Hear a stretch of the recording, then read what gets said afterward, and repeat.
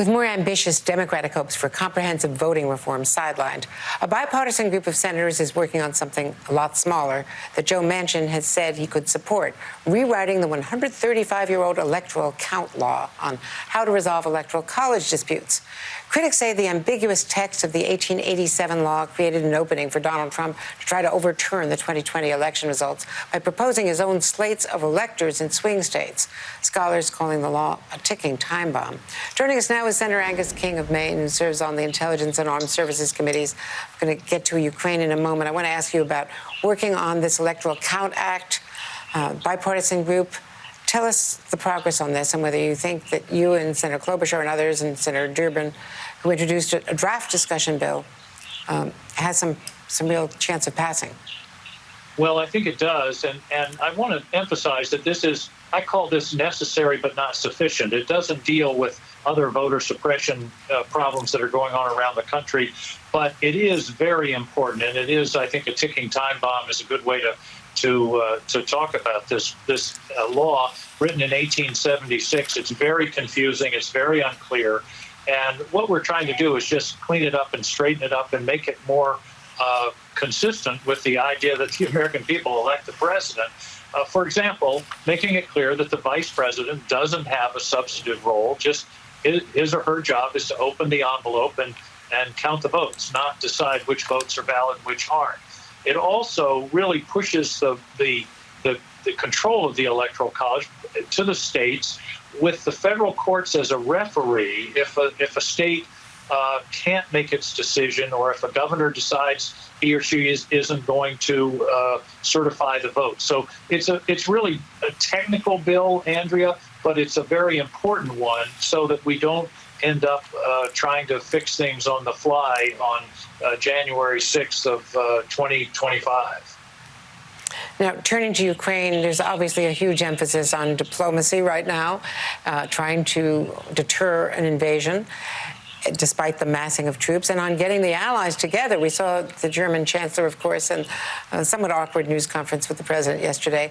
Now, a new article just published by Carol Lee and Courtney Kuby, my colleagues at NBCnews.com, reporting on private comments by the president about some of these closest allies, referring to German Chancellor Olaf Scholz as no Angela Merkel. The president said, according to sources, he's describing British Prime Minister Boris Johnson's demeanor as blustery. France's President Emmanuel Macron, who had that 5 hours with, Vladimir Putin yesterday, Biden has said wants to be Charles de Gaulle. They go on to write that as for Russia's President Putin, Biden has described him as a guy with nukes and no friends. And I don't know if these private descriptions certainly indicate the president's thinking, as he needs to rely on these key NATO allies. Well, Winston Churchill once said the only thing worse than fighting with allies is fighting without allies.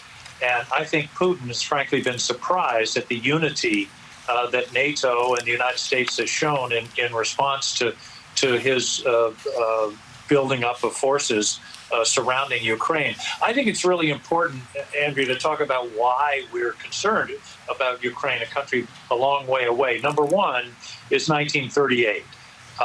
If Putin is allowed to go into Ukraine without serious opposition, what about Estonia, Latvia, Poland, the other countries that are on his border?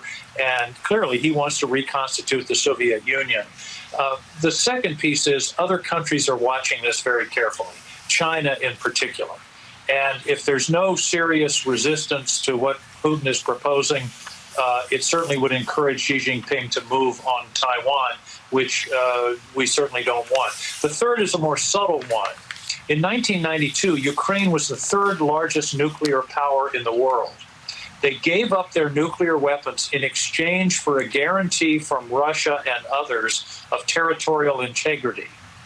If that's violated, what does that say to any other nuclear power who might be thinking about a negotiation, whether it's Iran or North Korea or others, to eliminate their nuclear capacity? If they say, look what happened in Ukraine, they gave up their nukes, and all of a sudden, not all of a sudden, but in a couple of decades, they're invaded and taken over by a neighboring country. So this is a very, very important moment And so far, the unity, I think, of the allies has surprised Putin, and I think he's having second thoughts.